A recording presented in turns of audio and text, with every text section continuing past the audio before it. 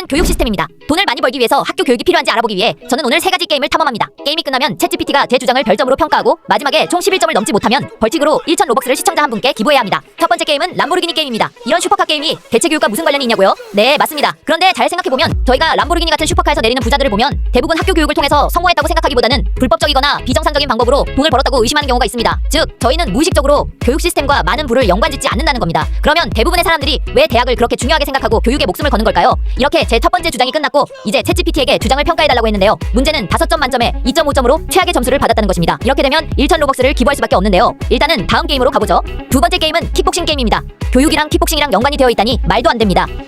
그런데 잘 생각해보면 여러분들이 만약 킥복싱을 배워야 하는 상황이 온다면 킥복싱 챔피언에게 배울 건가요? 아니면 킥복싱은 못하지만 지식만 가진 사람에게서 배울 건가요? 같은 맥락으로 대학에서 비즈니스를 가르치는 교수님들이 실제로 사업 경험이나 큰 부를 이루지 못한 경우가 많습니다. 과연 지식만으로 실제로 돈을 많이 버는 방법을 알려줄 수 있을까요? 먼저 결과부터 알려드리자면 챗GPT는 두 번째 주장을 3.3점으로 평가했습니다. 현재 총 점수는 5.8점으로 많이 부족한 상태라 사실상 점수가 첫 번째 주장보다 늘긴 했지만 다음 주장이 더 중요해지겠네요. 그런데 여러분들은 이 주장들에 대해 어떻게 생각하시나요? 다음 게임은 대학교 롤플레이 게임입니다. 네, 이번 건 좀 교육과 관련이 있죠. 그런데 그렇게 단순한 주장은 아닙니다. 시간이 지날수록 대학교들의 학비는 늘어나고 있고 학위의 희소성은 낮아지고 있습니다. 이렇게 해마다 학위 소지자는 계속 늘어나기 때문에 학위의 가치가 희석되는데도 비용은 계속 늘어나고 있습니다. 마치 다이아몬드가 흔해져서 비싼 돈을 주고 살 필요가 없는데도 갈수록 더 비싸게 돈을 주고 사는 것처럼 말이죠. 과연 챗GPT는 이 주장을 어떻게 평가할까요? 일단 바로 알려드리기 전에 챗GPT가 평가한 내용을 살펴보면 긍정적인 부분들은 이렇습니다. 하지만 약한 부분은 이렇게 말해줬네요. 그럼 이제 점수를 공개하겠습니다. 사실 지금 5.8점이기 때문에 5점을 못 받으면 무조건 1,000 로벅스를 나눠주어야 하는데요. 결과는 아쉽게도 4점을 받게 되었습니다. 하지만 여기서 반전이 있습니다. 챗GPT도 가끔 실수를 할 수 있으니 11점을 넘길 수 있도록 0.3점만 더 달라고 구걸을 받는데요.